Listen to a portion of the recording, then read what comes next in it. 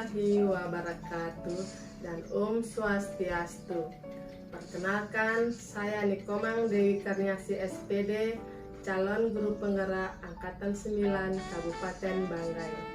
Yang terhormat Ibu Murdiah SPD MPD selaku fasilitator saya, dan yang terhormat Bapak Ason Happy SPD MPD selaku pengajar praktik saya.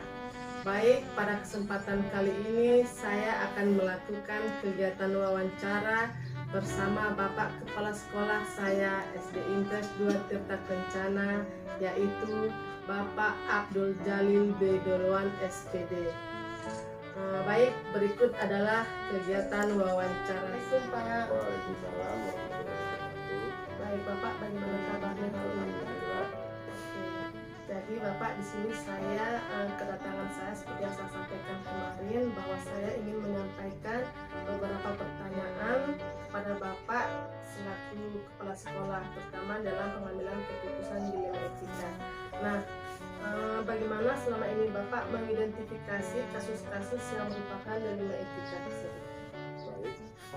Jadi pada saat kita menghadapi masalah dilema etika yang dua-duanya sama-sama benar, jadi kita harus memilih satu-satu.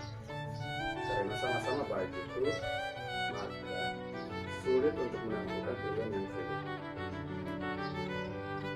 Meskipun kita tahu dua-duanya itu benar, maka saya akan melakukan identifikasi dilihat dari sisi baik itu. Jadi saya membutuhkan pertimbangan dan teman-teman untuk mempertimbangkan penyelesaian kasus tersebut. Mungkin kalau pertimbangan dari saya terhadap kasus tersebut mungkin cuma 3 atau 4 penyelesaian. Kalau mungkin kalau dengan adanya teman-teman sejawat mungkin bisa lebih dari 4, bisa 7, bisa 8 cara untuk menyelesaikan masalah tersebut. Oke, baik Pak. Di dalam mengidentifikasikan kasus tersebut, Bapak melakukan pertimbangan atau meminta pertimbangan dari teman-teman guru di sekolah. Oke. Jadi selama ini Bapak menghadapi kasus dilema etika ini, cara efektif dalam pengambilan keputusan bagaimana Pak?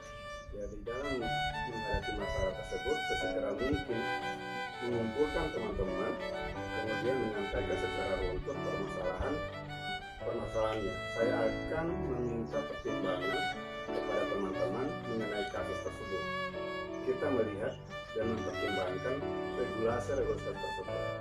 Di antara dua pertimbangan itu, kita lihat mana yang paling bermanfaat baik bagi sekolah, guru, murid, warga sekolah lainnya. Oke, baik. Berarti cara yang efektif itu adalah sesegera mungkin mengumpulkan rekan-rekan sejawat, stakeholder sekolah maupun masyarakat atau orang tua siswa. Oke, baik Pak. Selama ini tantangan Bapak dalam mengambil keputusan itu apa saja Pak?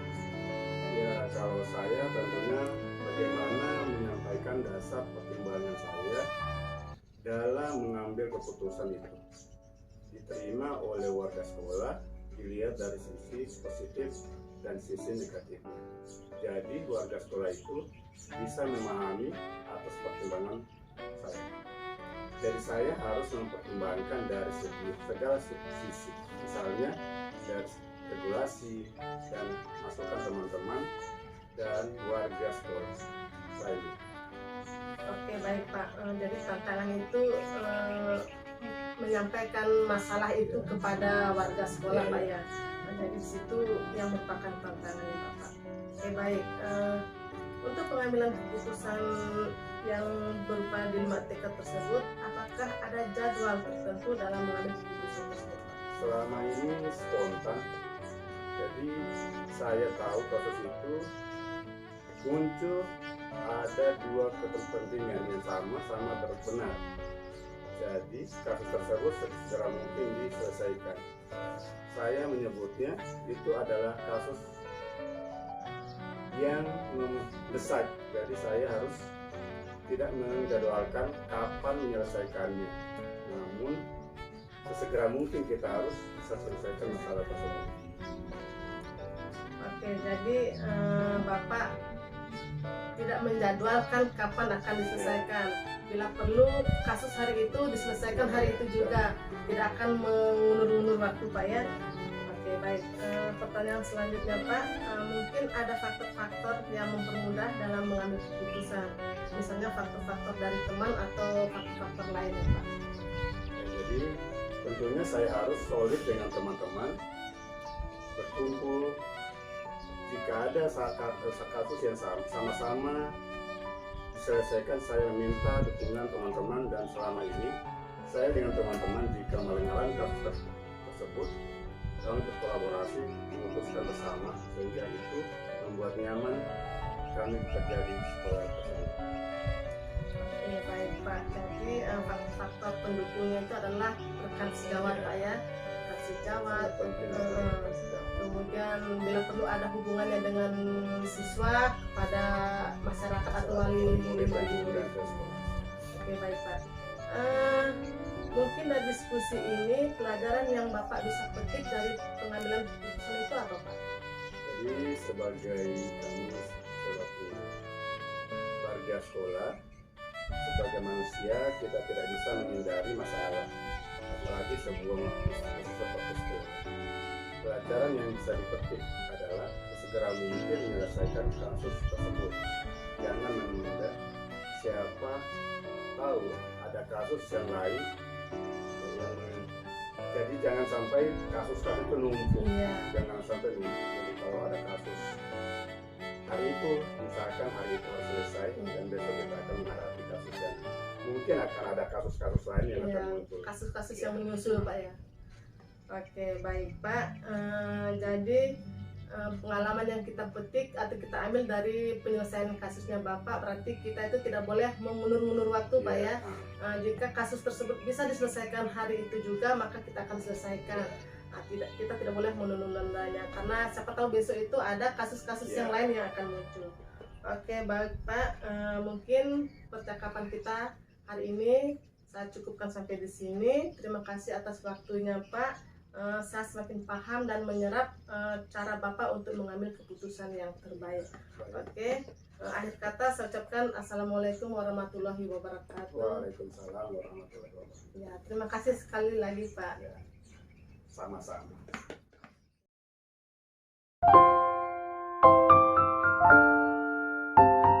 Assalamualaikum warahmatullahi wabarakatuh dan Om Swastiastu.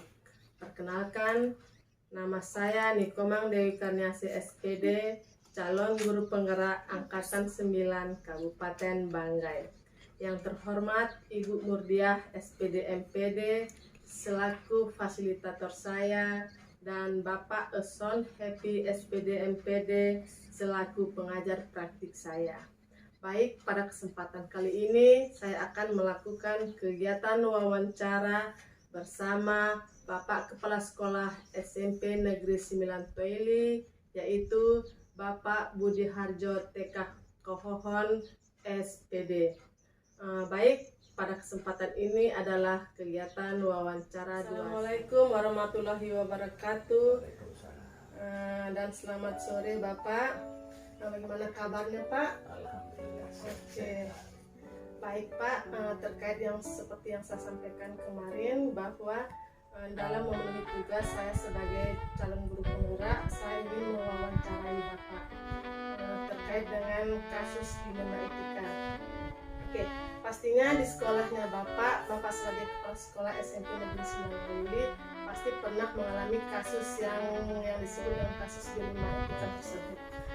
Nah, di situ bagaimana selama ini Bapak menganalisis kasus-kasus yang merupakan kasus dilema etika tersebut?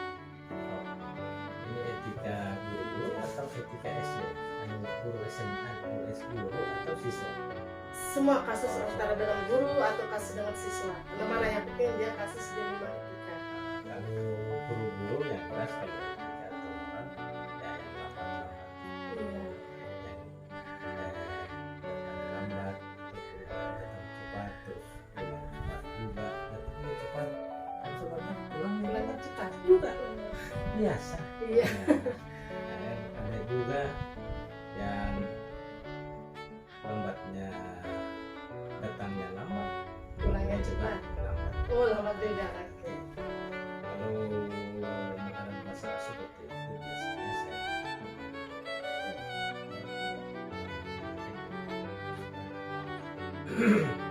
selesaikan kemudian setelah siap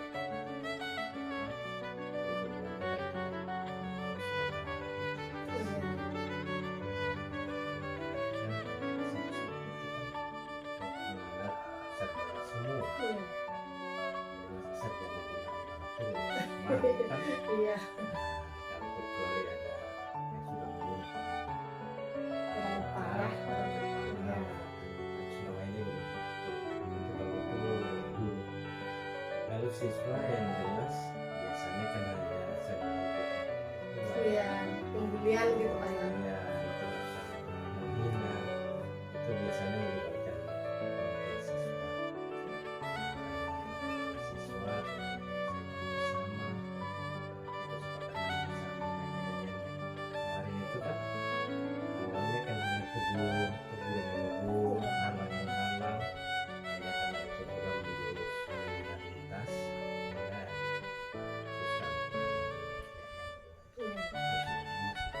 terus kan Oke, baik Pak.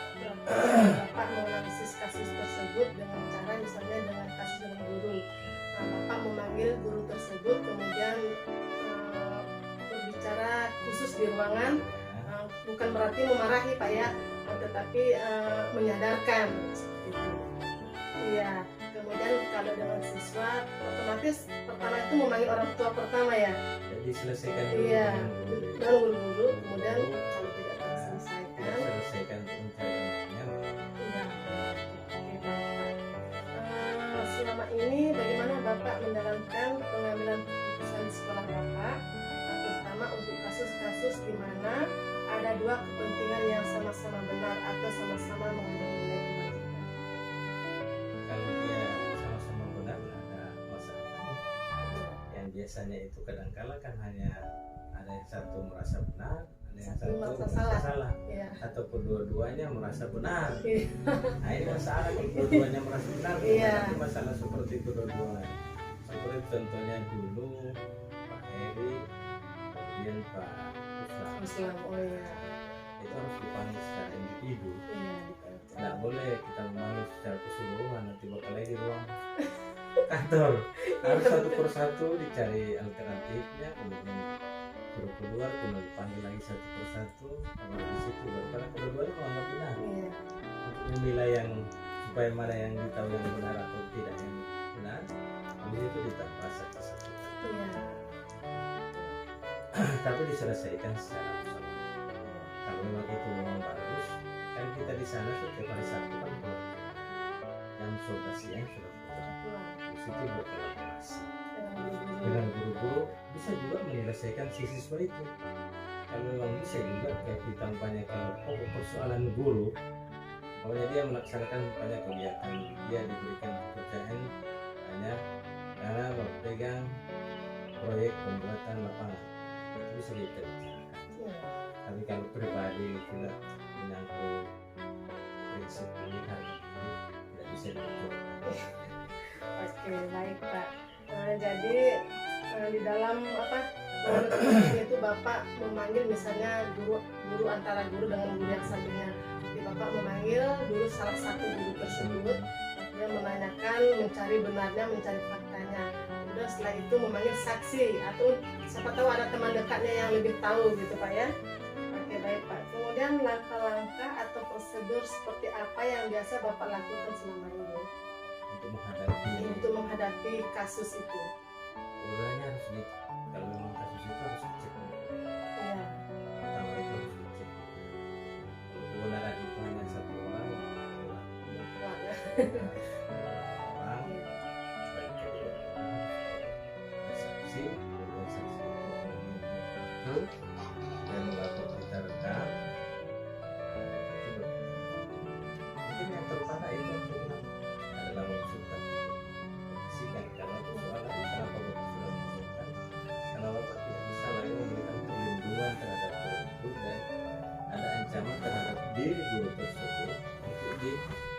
dipukul atau dibangun oleh masyarakat kan kejadiannya salahnya itu sekali. Jadi konsultasi dengan dulu dengan pihak dinas, kemudian pihak dinas bahwa gimana kalau tidak mampu lagi ini karena perempuan ini, kemudian konsultasi lagi dengan BKD jika bicarakan dengan guru tersebut bilang mau pindah di sini karena sudah berulang-ulang kali dibina ya tapi terus berbuat. Aduh kalau itu karena sudah ada ancaman dari masyarakat. Jadi karena sudah ada ancaman mengganggu keselamatan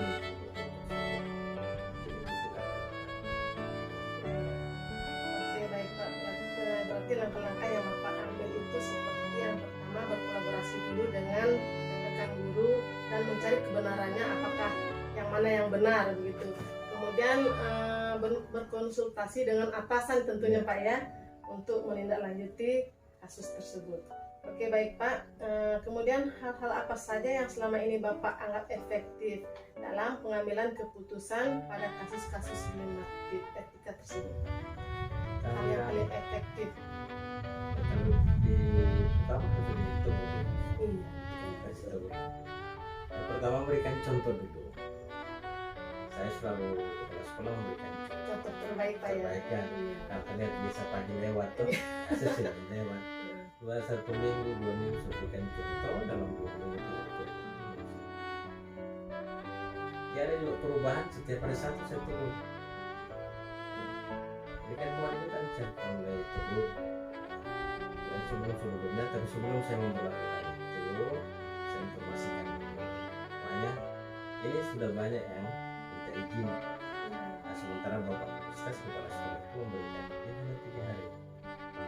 Itu memang di absen tidak izin hadir terus. Iya. Yang terus. Nah, tapi pada saatnya kita harus sudah dijalankan supaya biar bisa saya ini dulu yang harus dinilai. Dan alhamdulillah juga dan adanya ini TPP barangkali juga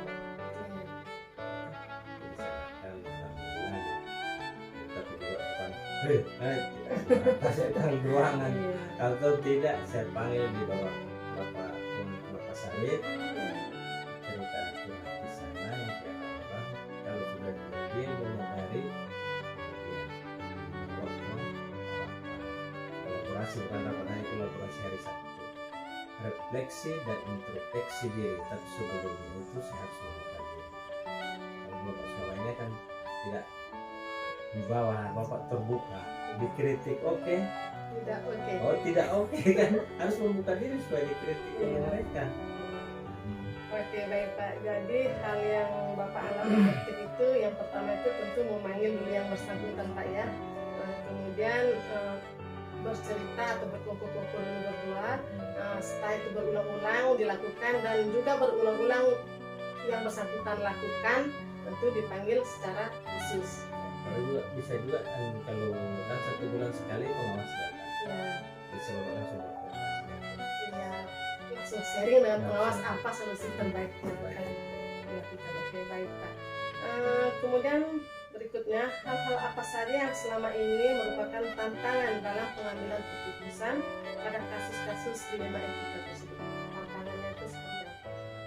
Sebenarnya tantangannya ini kan tantangan terbesar itu bagi sementara ini PNS tidak terlalu masalah, P3K tidak masalah. Tantangannya itu karena kita tidak punya untuk mengatur itu, kasihan juga. Iya. Dia hanya di sekolah hanya ada bayar 200. Iya. Terus saya memaksakan itu dia tidak mampu. Iya. Tapi dia juga sebenarnya harus sadar diri kalau Harus dia itu sadar mengabdi diri, Pak ya. ya. Tapi hanya karena rasa kemanusiaan, Ya. karena 1 bulan dibayar 200 sementara dia belum punya anak itu.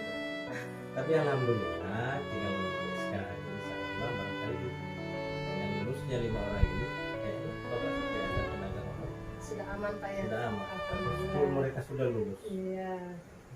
Oke baik, berarti tantangan itu menghadapi dengan guru honor Pak ya. Maksudnya mau ditegur kasihan, Tidak tidak ditegur. Menyimpang. Iya seperti itu. Oke baik Pak. Selanjutnya Pak, apakah Bapak memiliki sebuah tata kelola atau jadwal dalam sebuah penyelesaian kasus di wilayah etika tersebut? Nah, ini kan misalnya kasus sekarang atau dijadwalkan besok diselesaikan atau 2 hari lagi atau bagaimana? Tidak. Langsung diselesaikan hari itu juga. Langsung diselesaikan hari itu juga. Karena saya orangnya kan tidak menunda persoalan. Iya. Kalau anak-anak yang bermasalah, etika moral yang bermasalah, saya panggil hari itu juga orang tua, biar mereka di sawah. Iya. Kadang-kadang ya itu desa kemarin bermasalah. Iya. Saya panggil toh. Iya. Dari beberapa, jadi contohnya hari Senin. Beberapa hari Senin itu biasanya kendalanya mereka lambat. Kemudian habis itu tidak menunggu lagi sebentar, habis upacara langsung panggil lagi. tidak tidak berulang-ulang. Iya. Jadi kalau ada kesana langsung ditindak. Iya, karena kalau mau ditunggu sampai besok, akhirnya besok ada kasus baru Ada lagi kasus Pak baru ya. lagi. Iya. Baru ini hati sudah tidak terlalu Iya. panas toh. Sudah menjanggal gitu Iya. ya, kayak sesak begitu. Jadi kasus yang sekarang selesaikan sekarang kalau bisa. Dan kita tidak boleh menunda besok karena kita tidak tahu besok itu sudah ada kasus lagi. Tetapi diminta mudah-mudahan tidak Pak ya. Oke, baik Pak. Kemudian di dalam mengambil keputusan, apakah ada seseorang atau faktor-faktor yang selama ini mempermudah atau membantu Bapak dalam mengambil keputusan itu? Kayaknya kalau ada yang bermasalah itu biasanya saya akan masih seperti kejadian yang diberikan dulu, kemudian itu harus menunjukkan tempatnya yang mana dia lebih jam. Ada yang saya konsultasi dengan keputusan yang melakukan saya konsultasi dengan takwa. Itu saya konsultasi dengan mas juga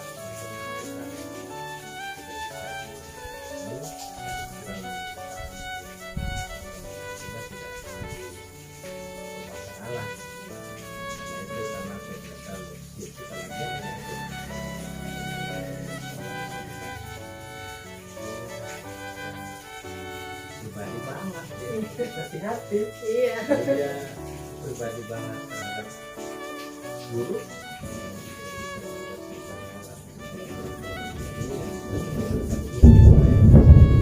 Masalahnya dia pribadi itu saya ceritakan sama guru lain berarti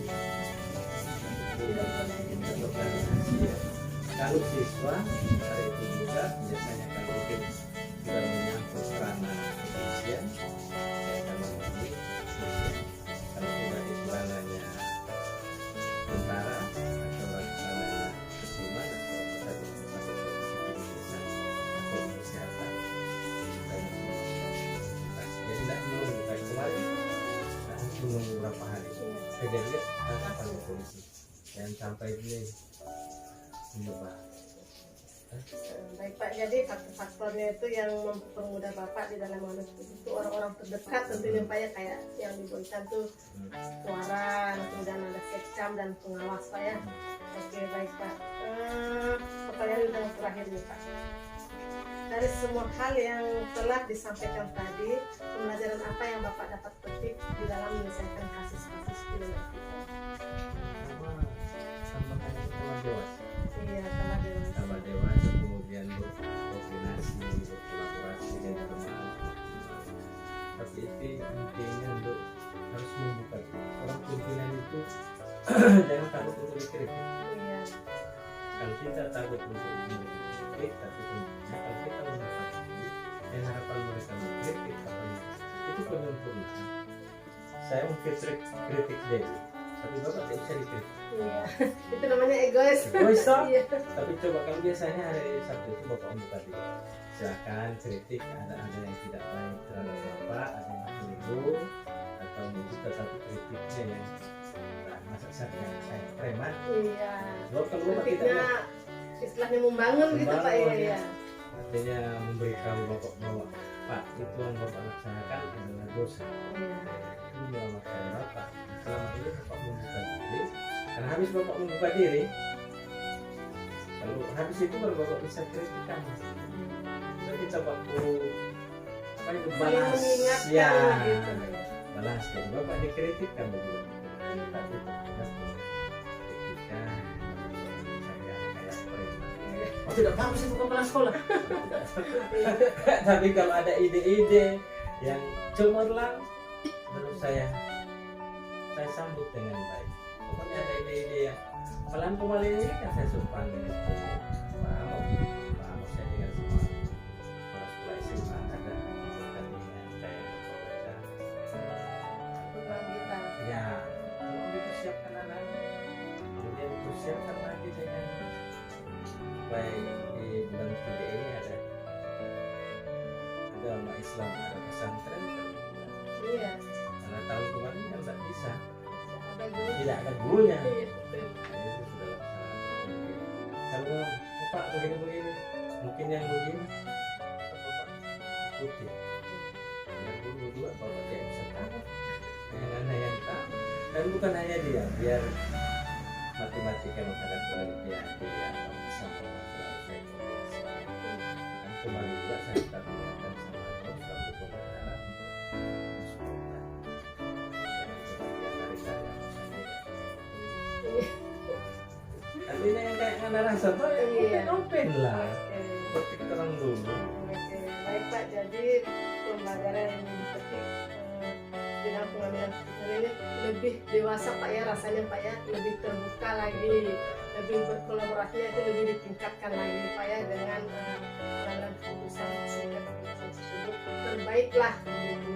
Tidak merugikan yang satu. Jadinya kita menguntungkan semua kayak Pak Ahmad tadi mempersiapkan anak-anak untuk lomba kita dan Bapak sudah menyampaikan kepada bendahara untuk Transport. iya itu oke. Mana saya suruh berkolaborasi dari guru agama di SMA dengan Sinan baru. Nah saingan kita SMP 3 kemudian SMP 4 Iya. sampai setelah bisa juara. Minimal juara-dua lah. Yang juara 3, maksud juara terakhir itu. Iya. Hanya 3 sekolah. Oke. Nah, Oke baik Pak. Mungkin karena kita tadi sudah berbincang-bincang panjang lebar Pak ya, dan saya sudah minta waktu Bapak, mungkin percakapan kita hari ini saya cukupkan sampai di sini. Dan saya sudah menyerap pemahamannya Bapak di dalam mengambil keputusan yang terbaik buat sekolahnya Bapak, tentunya dengan guru-guru kemudian dengan siswa Bapak. Oke baik Bapak, terima kasih atas waktunya, maaf mengganggu. Dan akhir kata saya ucapkan Assalamualaikum warahmatullahi wabarakatuh. Waalaikumsalam. Oke Bapak, terima kasih sekali lagi. Sukses. Oke. Mudah-mudahan lulus. Iya. Amin.